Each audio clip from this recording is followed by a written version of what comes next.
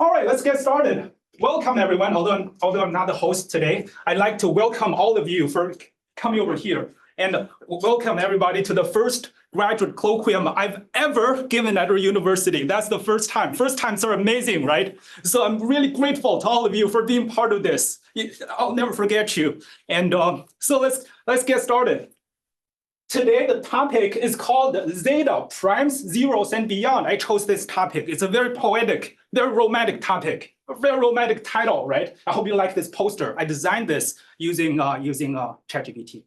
All right, so I've broken today's topic down into 4+1 acts, 4+1. You know, if you teach calculus 2, you know, it's very confusing. Like the first term of an infinite series usually corresponds to n equals 0, right? So that's the 0th term. The first term corresponds to n equals 0. The second term corresponds to n equals 1. So let's just start with act 0.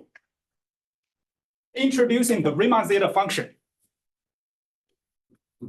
If you've been to elementary school or kindergarten, you should have a sense of prime numbers, right? What is a prime number? A prime number, by definition, is a natural number that cannot be factored into some smaller natural numbers. For example, 2 is a prime number, right? 3 is a prime number. So how do we filter out? How do we find all prime numbers? Well, I'm going to give you a way, introduce to you a very efficient way, except for searching the internet.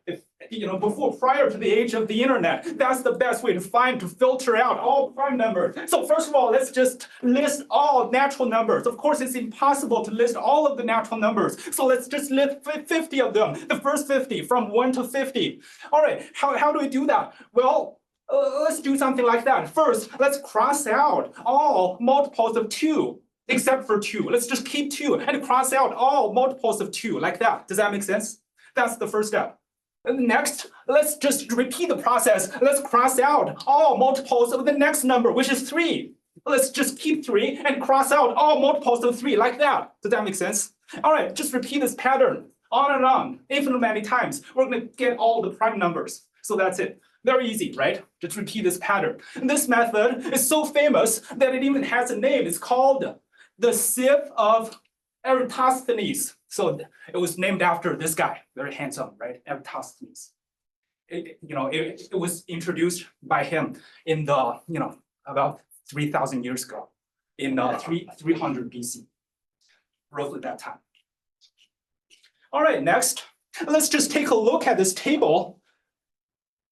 You might want to, if you like counting, I like counting. If you like counting, you might want to count all prime numbers less than a given magnitude, a given number, right? Let's just introduce this definition. You can find that from the notes. If you scan the QR code, you're gonna have access to the notes. I prepared this notes. I'm very hardworking. So this definition says the pi of x, which is a function, is defined this way.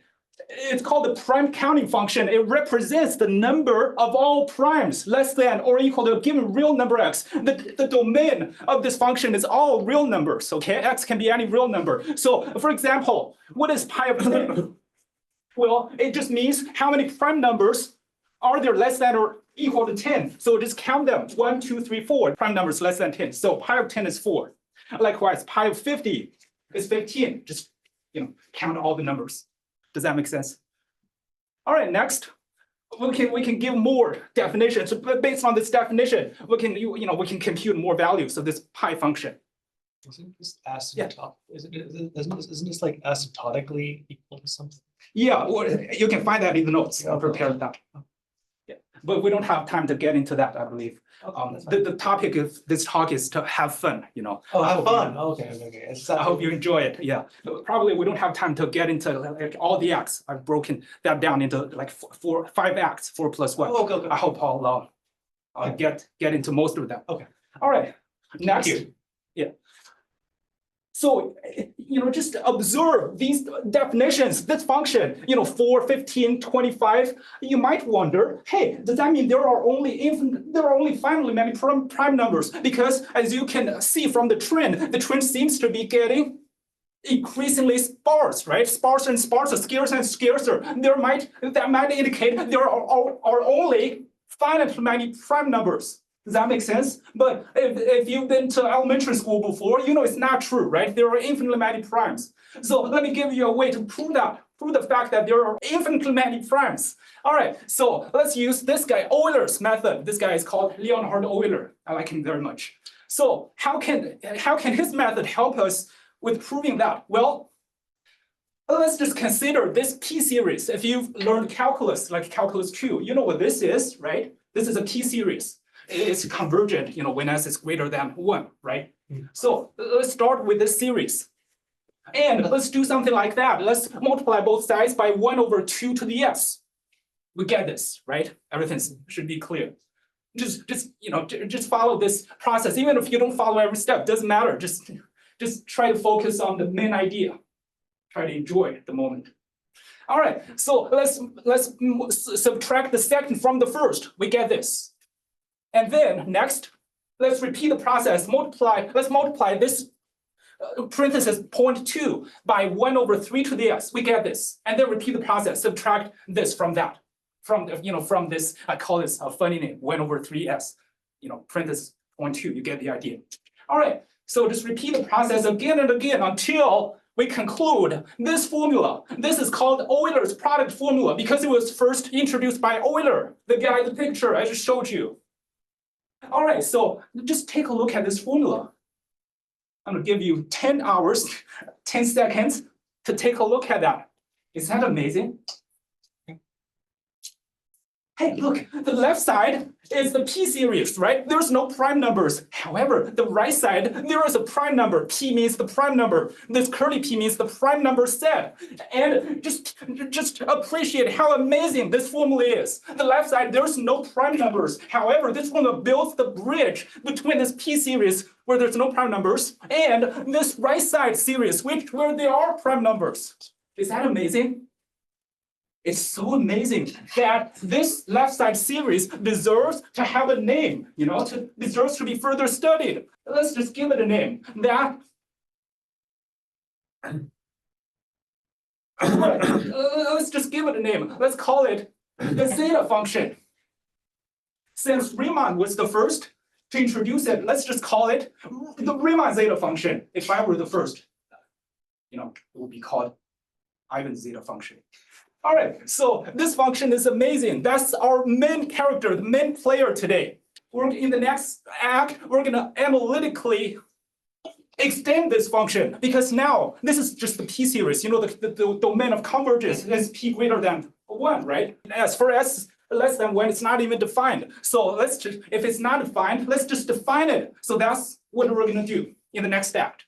Before that, let me give you this formula. You can find the proof of this formula from the notes. The left side is the natural log function. I don't know if you heard this joke. I like natural logs, right?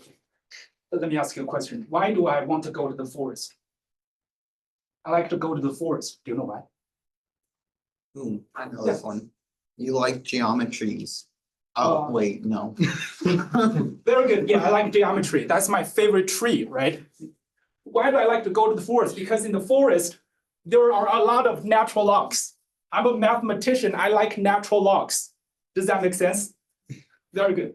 All right, so let's go to Act 1. The second act, Act 1. Let's just extend the domain of this function, the p-series, the Riemann zeta function, by using complex integrals. To do that, let's just recall that the domain of the convergence of the function zeta of s, as we just defined, is just this one, right? If you consider the entire complex plane, the domain is the real part greater than 1. If you restrict our attention to only the real number line, it's s greater than 1. So we're gonna try to analytically extend the domain to something new, something bigger. Let's call it the z of s, this function, where when s is outside of this real part greater than 1, it's some other function, another function, preserving analyticity of this function in this C prime. Let's call this C prime, C minus 1. It's not the entire complex plane. It's just C minus 1, except for a point, the point 1. We're gonna explain that in a minute. Why do we choose this analyticity instead of some other property like continuity? Yeah. Can you explain why now you need to move to the complex one for the S? Well, that's a good question because if you know complex analysis, the domain of that is just the real part greater than one. I didn't I'm saying, guide you step by step. what's the reason why you need to care about the complex? Because the complex plane is a very For large. the S, for the F, Yes, yes. for the exponent F, why you need to care about the complex? For the Riemann Hypothesis, why is you cannot treat it as a unit?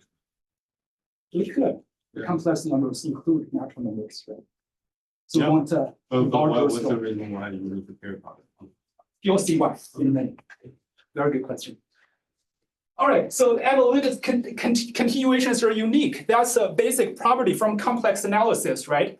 Uniqueness is great. It's so great that I wrote a poem about that. Just check out. In the dance of solutions, one leads the way. Should another join, they move as one in perfect array. In the heart of the math, where truths entwine, the uniqueness stands eternally divine. I wrote this a year ago. I showed this to my math 225 students. That is put it here. That's the beauty of uniqueness, and that's the beauty of analytic continuation. That's why we care about analytic continuation. That's why we choose analyticity, because it's unique. Uniqueness is beautiful. We don't choose continuity. Continuity is not unique here. Does that make sense? What is analyticity? You can think of that as differentiability. A function is differentiable. That's analyticity. They're the same. In complex analysis, we call it holomorphic, but it's just a fancy term for differentiability. Other questions? All right, next. Let's just take another look at this Z of S. How do we analytically extend the domain? Well, let me just directly show you the result. You can find the detailed deduction from the notes. So that's the result. We can prove that this zeta function actually equals the right side. And notice the domain of the right side is not just this one. The domain of the right side is almost everything. It's much larger than this real part, greater than one. Notice this gamma function is defined this way. If you know complex analysis, I'm sure you know what I'm talking about. So that's the gamma function. If you don't know the gamma function, think of it as the extension of the factorial function. It's, gamma of S, gamma of an integer, gamma of n is just n minus 1 factorial. Just think of that as the factorial function. All right. So based on this definition, we know the gamma function is meromorphic in the complex plane, right? With poles 0, -1, -2. And there's no zeros. So let's just use this as I just described. So let's just use that as the extended version of the zeta function. So notice that when S is 1, we know zeta of 1 can be computed this way. It's infinity, right? So the new Z of S, as defined above, is actually defined in the C prime, not everywhere, not the entire C, but C prime, C minus 1, 0.1. So that's why Z of S is also not entire. It's also meromorphic. If you think it's boring, let me tell you a joke. Another Polish airplane crashed because an engineer was taught for stability. If you know machine learning, you know what stability means. All poles have to be in the left half plane. Does that make sense? It's a play on words. Another Polish airplane crashed because the engineer was taught for stability, all poles means a Polish person, also means this poles in complex analysis. All poles have to be in the left half of the plane. Plane is the airplane, also means the complex plane, C. That's it. Notice just like this gamma function, all poles are in the left side of the half of the complex plane. Let's just examine a more generalized function that includes the Riemann zeta function as a special case. To do that, let's introduce this Hurwitz zeta function as I told you in the abstract. So let's define this zeta of SA to be the extended version, which includes the Riemann zeta function as a particular case, as a special case. All right, so that's the definition. Well, it's not hard to prove that this gamma function and the extended version, the Hurwitz zeta function, can be related this way, analogous to this zeta of S, which is an equation I just showed you. So we have this theorem. Again, the proof can be found in the notes. What is the sigma? Yeah. What is sigma? Sigma, you have sigma. Sigma. The very Oh, sigma means the real part of S. So we're following Riemann's notations. In complex analysis, we usually write it this way: xi plus y, right? yeah. Here we're using sigma I plus e. Sigma means this x. Okay, That's it. okay, thank you. All right, so next, let's directly give you a few properties without the proofs. So property 1.4, we know this Hurwitz zeta function converges absolutely in this omega. This omega is defined this way, with this real part greater than 1. Oops, this should be x plus yi. All right, so because as I said, this Hurwitz zeta function includes the Riemann zeta function as a particular case. So from the properties of the Hurwitz zeta function, we can directly deduce all properties of the Riemann zeta function, right? Isn't that amazing? So let S be 1. We can directly get the corresponding results for zeta of S. So that's it.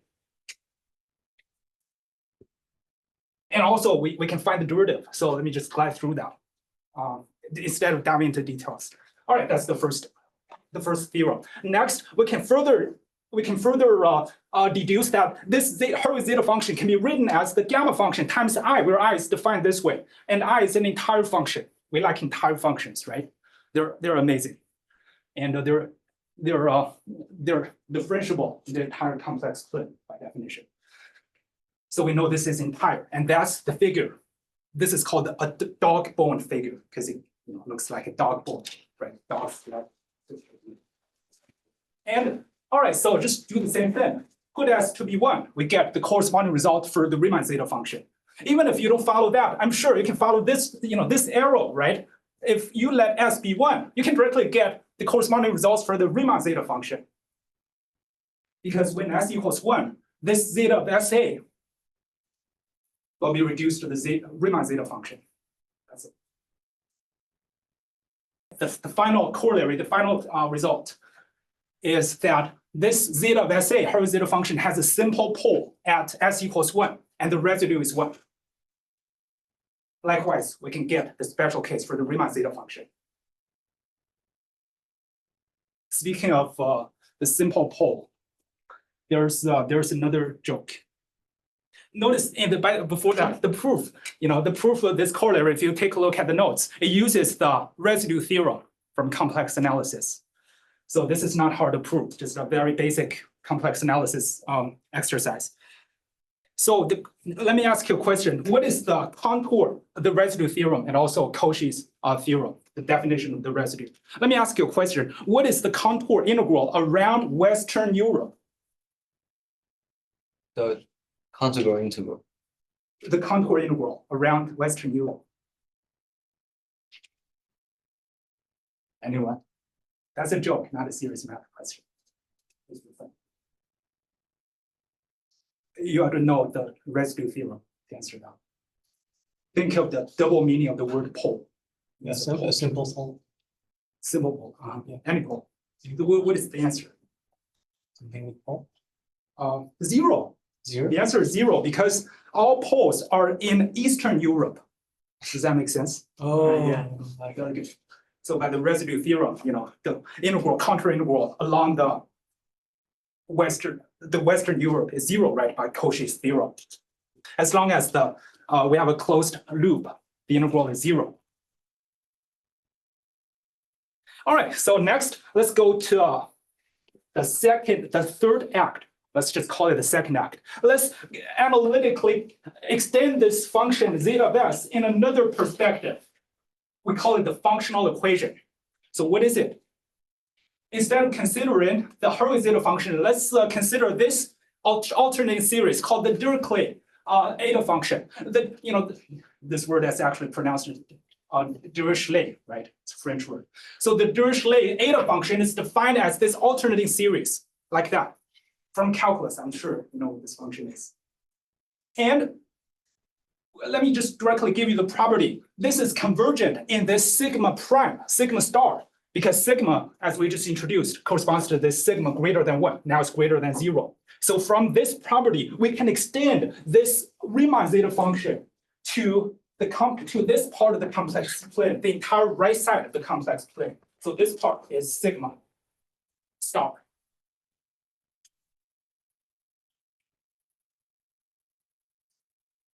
So that's the first step. And then we're going to further make use of something that we will call the Riemann's functional equation to extend it to the entire complex plane, except for a point, which is not important. All right, so we know this is analytic. This is very easy to prove. And then we can find the relationship between zeta of s and eta of s, the Riemann zeta function and the Hurwitz, and the Dirichlet eta function. So in other words, we have concluded this one. The zeta function can be written as this one. I just copied the previous result. At the same time, we can further define this part from 0 to 1 as the same thing. So that's our idea of analytic continuation. Amazing, right? So we have this equation just to make sure it's analytic. And because we know this theorem, analyticity is unique. We don't have to care about other choices. That's the only choice. Next, let's further extend the domain to the entire complex plane except for this point, s equals 1. Let's just give without the proof Riemann's functional equation. This is a very famous equation in analytic number theory. You can find the proof in the notes. Just to show you how seriously I take this talk. I've included all the proofs of all the theorems. Just scan the code, you can find it. All right, so this functional equation speaks volumes because this enables us to rewrite. That's another, by the way, that's another equivalent form. It enables to extend the domain from the real part greater than 1 to the real part almost everywhere except for 1, as I said, the entire right half plane minus the singularity at 1. So that's it. Let's pause for 30 seconds. You have questions? Now we've analytically extended the function in 2 ways, 2 perspectives.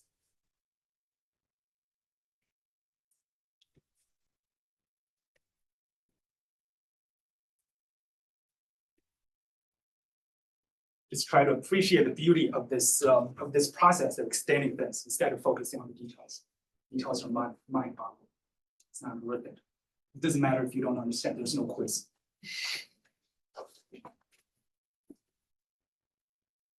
All right. So and also we have this corollary. This function was first introduced by Riemann in his paper called über die Anzahl der Primzahlen und eine gegebene Größe, which is a paper he wrote in the year 1859. The English translation is on the number of primes less than a given magnitude, where he introduced the Riemann hypothesis. All right, next, let's go to the next act. Act 3, values of integers.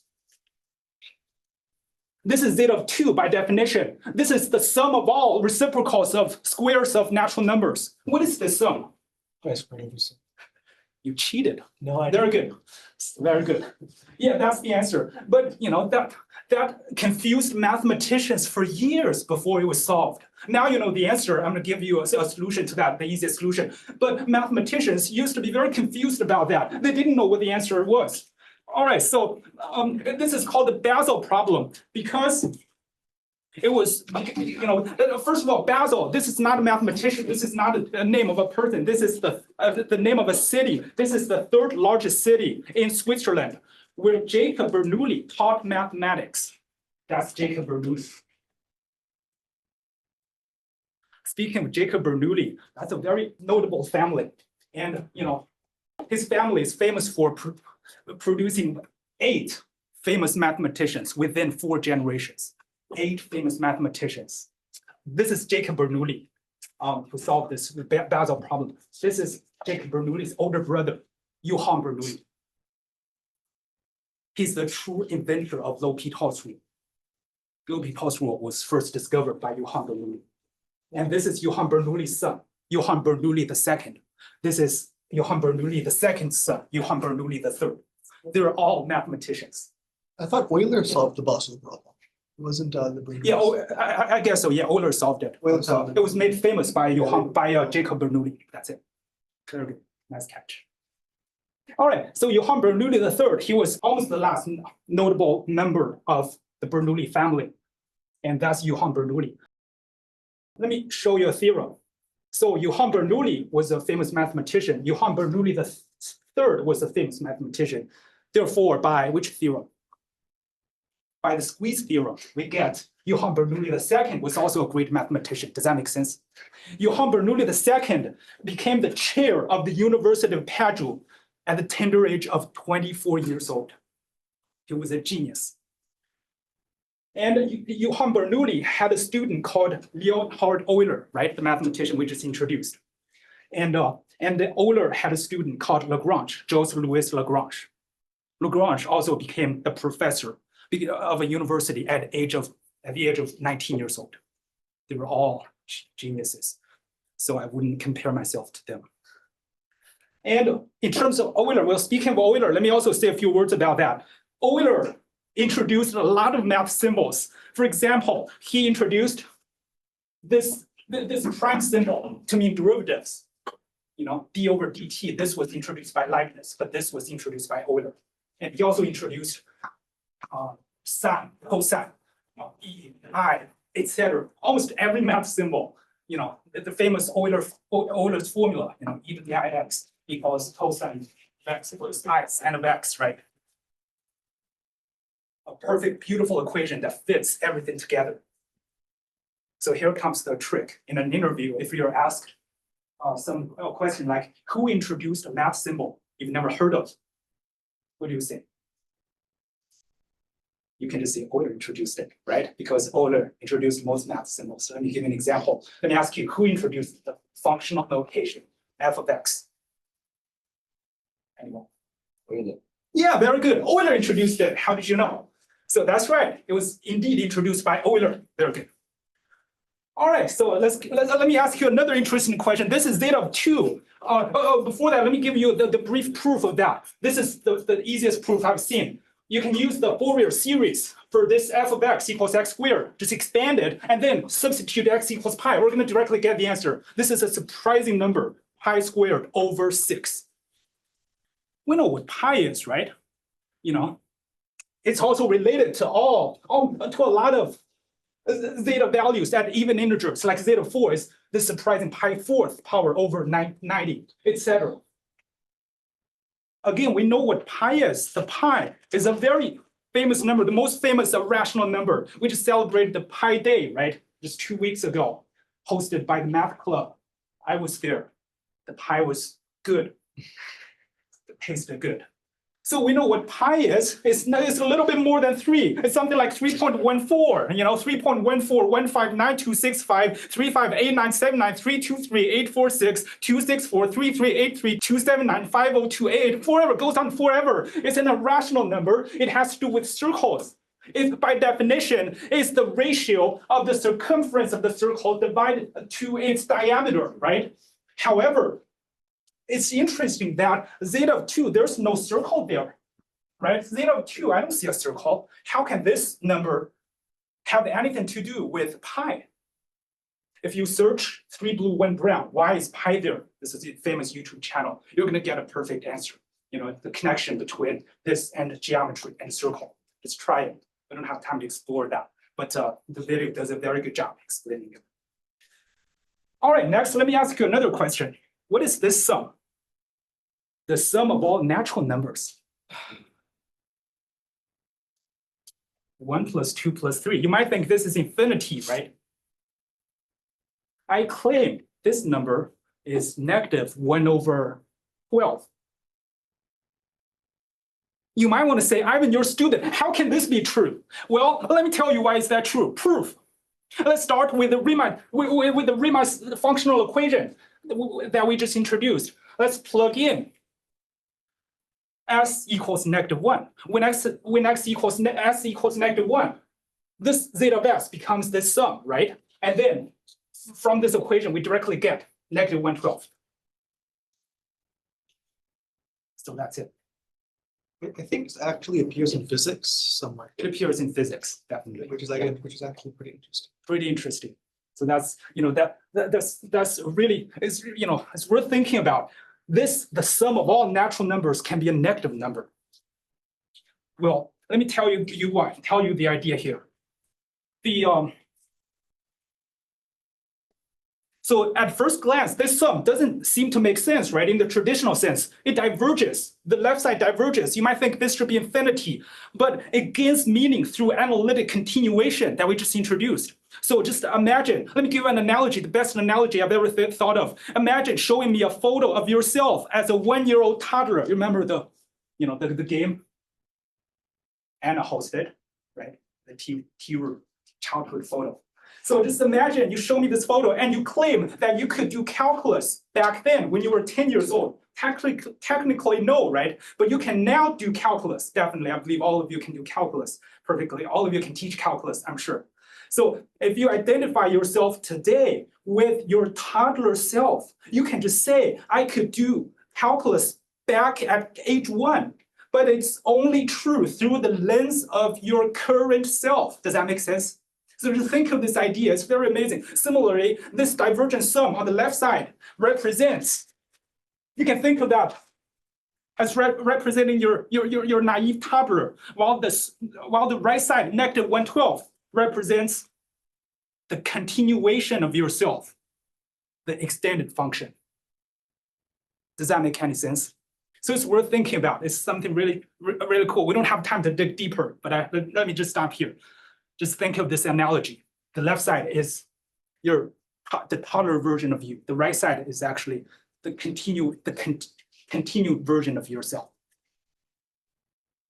But it gives a sense of this equation. It makes this equation make sense. All right, next. Let's go to the values at negative integers. Let me just show you the results. First of all, to remind you, let me just remind you the definitions of the Bernoulli number and Bernoulli numbers and Bernoulli polynomials. Notice there are 2 versions of this definition. You can find it, let me just give you an overview.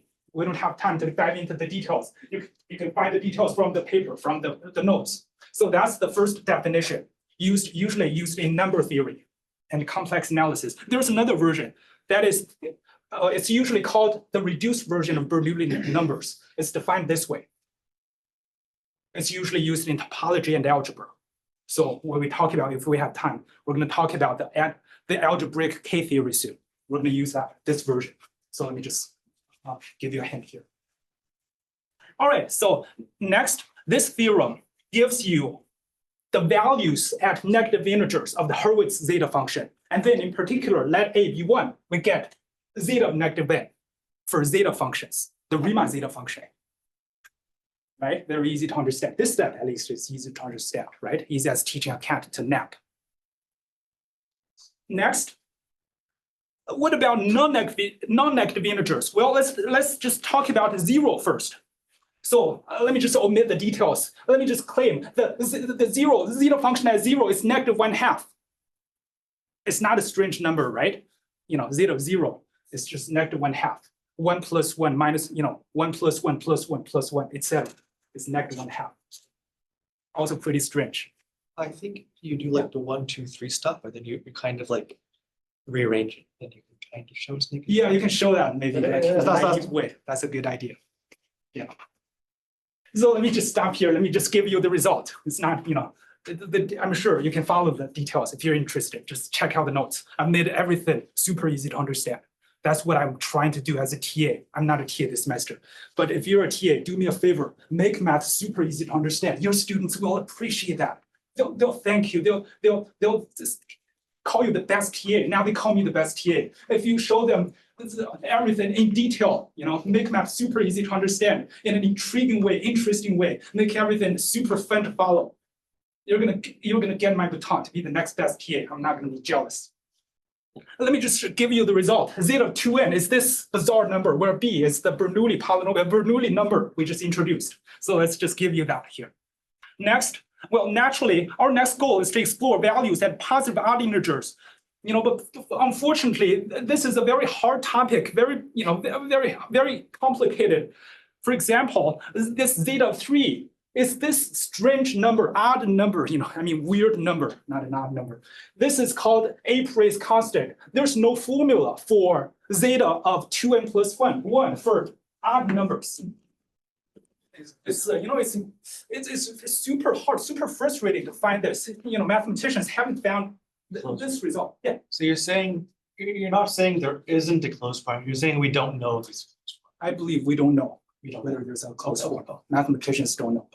But I don't think they've proven that there is no closed form. Okay. All right, so let me just show you a few other values at odd integers like 5, 7, 9. You don't want to deal with, I certainly don't want to deal with these numbers. They're ugly, right? It's hard to be beautified. So, because that's it, at positive odd integers. All right, next, let's introduce to you another zeta function called Dedekind zeta function. Let's just take a brief look at this algebraic K theory. We don't have time to really introduce to you all the details, all the definitions, but I hope you can follow the brief idea, the overview. You can find the detailed introduction from the notes again. So we define the Dedekind zeta function of a field K as this one. This includes, again, like the Hurwitz zeta function, this includes the Riemann zeta function as a particular special case. This F is an algebraic number field. O of F sub F is the realm of integers. For example, O of Q is Z, right? If you know algebra, this should make sense. And this sum ranges through all non-zero ideals. And this N sub F mod Q is the absolute norm of I, the index of the quotient group. So let's just say that's enough. And we have this theorem that is this Dedekind zeta function evaluated at 1 minus 2k can be given as this one, where k is the algebraic K group of this realm of integers of F. Just want you to appreciate the beauty of that. Doesn't matter if you find it hard to follow. And so in particular, when F equals Q, this Dedekind zeta function will be reduced to the Riemann zeta function. And also the Galois extension, a Galois group of Q mod out by Q. This is the trivial group, right? So it's trivially abelian. The trivial group is abelian. And we have this O sub Q is Z, as I said.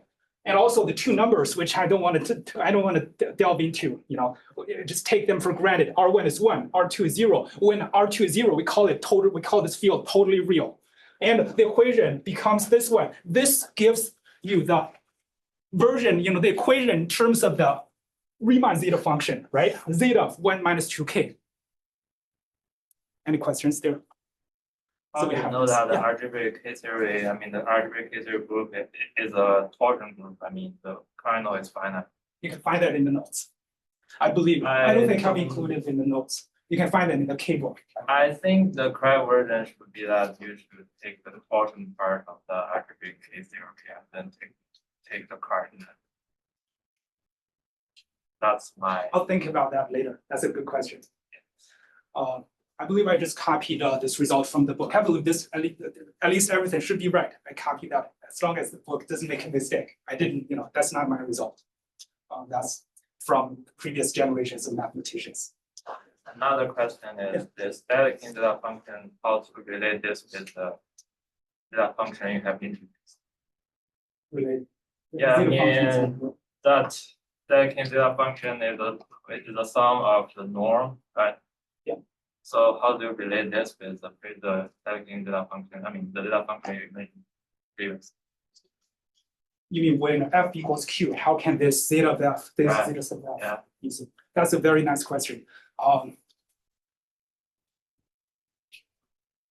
Let me see if I've included that here.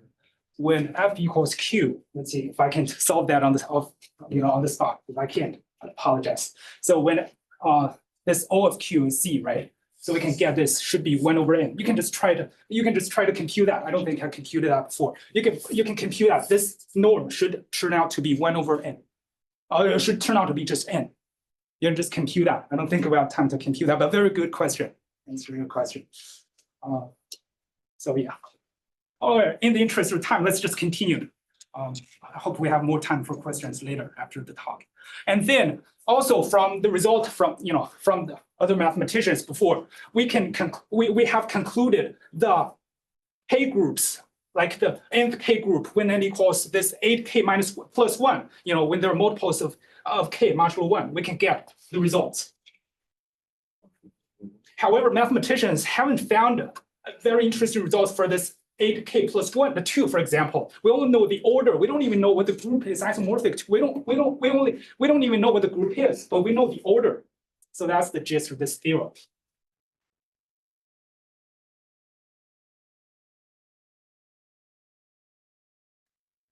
So these are all the groups. For example, K1 of Z is Z mod Z2, Z mod 2Z or Z2, right? The torsion group, etc.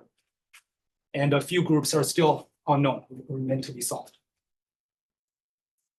This means they're conjectured to be 0. This K sub 12, K sub 20, they're conjectured to be 0, though they haven't been found yet. For example, let me just show you briefly how to compute the zeta functions using the K groups. For example, in this formula, if you know the formula, everything becomes very easy, right? That's why I used to give my students formula sheets.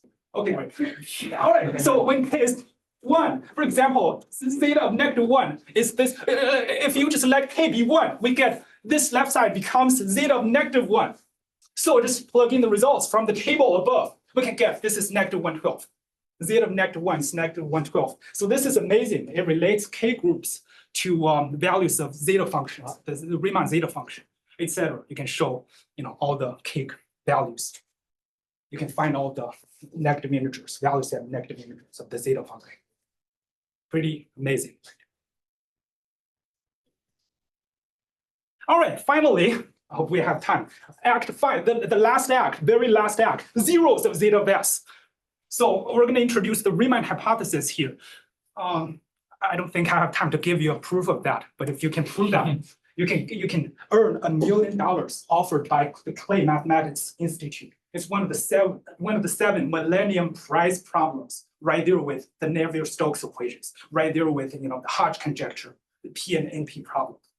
The only question that was solved, there's only one question that has been solved from the 7 Millennium Prize problems, but the question that has been solved, for that question, the person who solved it didn't even get the prize because he was very generous.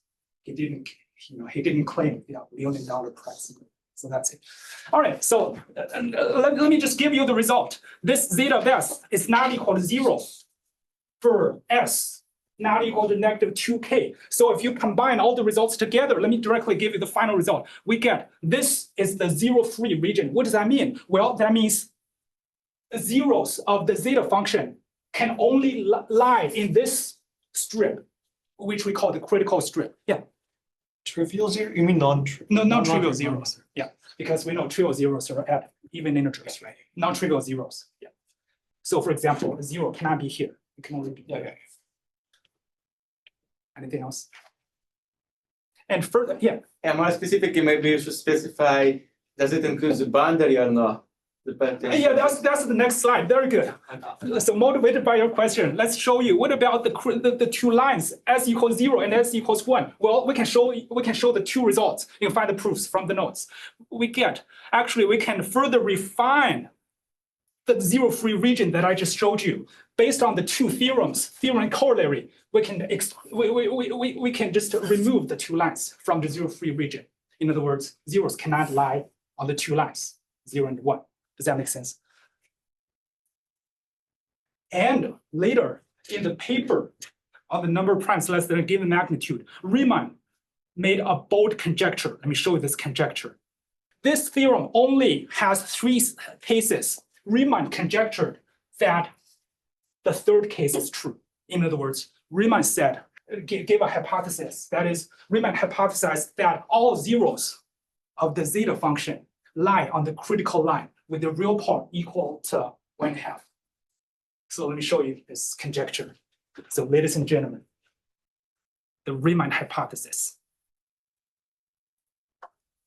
So Riemann said this was true. Riemann thought, Riemann claimed that this was true, but it still hasn't been proven yet. We don't know whether this is true or not.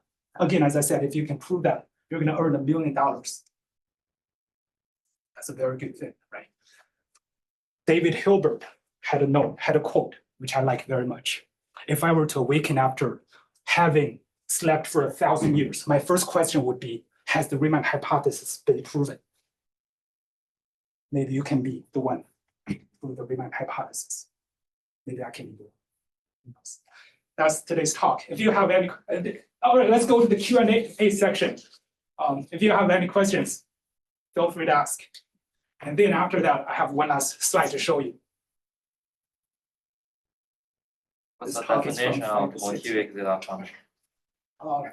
I said if time permits, we'll include Yeah. that. Time doesn't permit, so I didn't include that. But is this a Q&A? Motivic zeta function is, you know, you can ask ASAC, your advisor. Knows that very well. It's defined as the symmetric product, the sum of symmetric product. Something. So I didn't include that here. I don't think I can remember the definition. How does that relate to this Riemann hypothesis? There's it includes the Weil zeta function as a special case. The Weil zeta function is the special case of the motivic zeta function.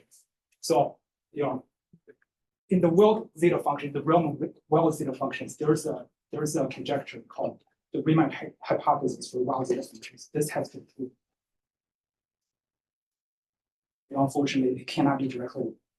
Do you mean Weil conjecture? The Weil conjecture has been proven. Yes. Right? Yes. Yeah. Do you know the There's a relation special- between the Weil conjecture and the Riemann hypothesis? Very good question. No. So yeah, very good question. You can do some research about that. I don't think many Basically, mathematicians know. Weil conjecture tells you that the zero of the Riemann zeta function lies in, There are four. so I mean, one part of that Weil conjecture tells you that the zeros of Riemann, the Riemann zeta function you mentioned just lies in the, the integer over 2. That means it includes the case that the 0 is 1/1/2, but it doesn't imply that all the zeros are on 1/2 slot. So that means all the zeros are on 1/2, 3/2, 5/2, and 2n plus 1/2. But that doesn't imply all the zeros are on the line of 1/2. Okay. Yeah, very good observation. Yeah, thanks for sharing. Anything else? Yeah, very, very good questions.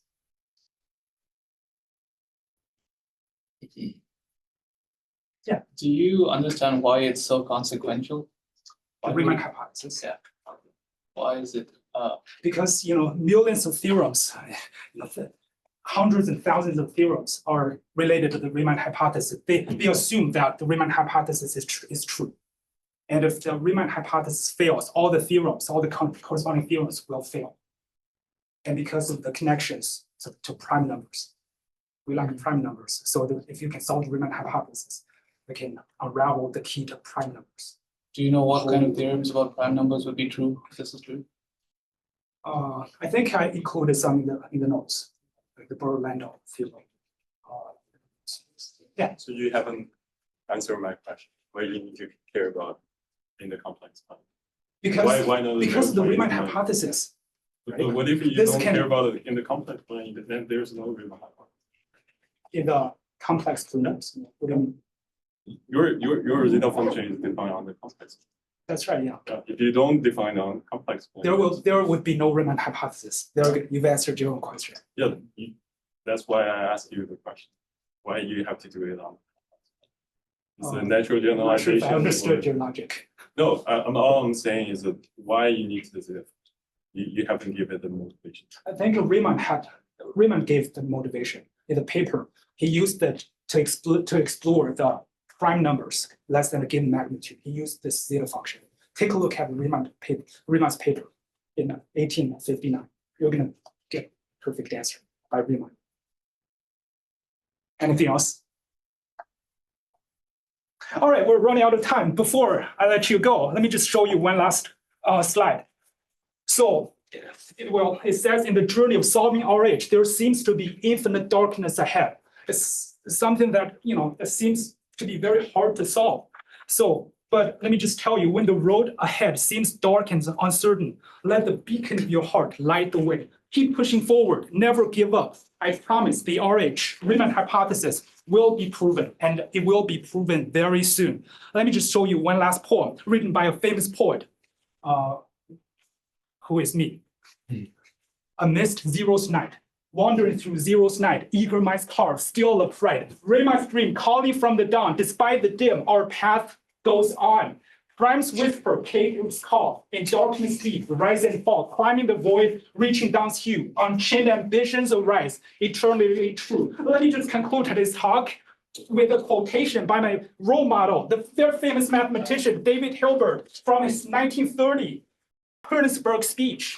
Wir müssen wissen, wir werden wissen, meaning we must know, we shall know. All right, that's all for my talk today. Thank you very much for coming. Have a wonderful night.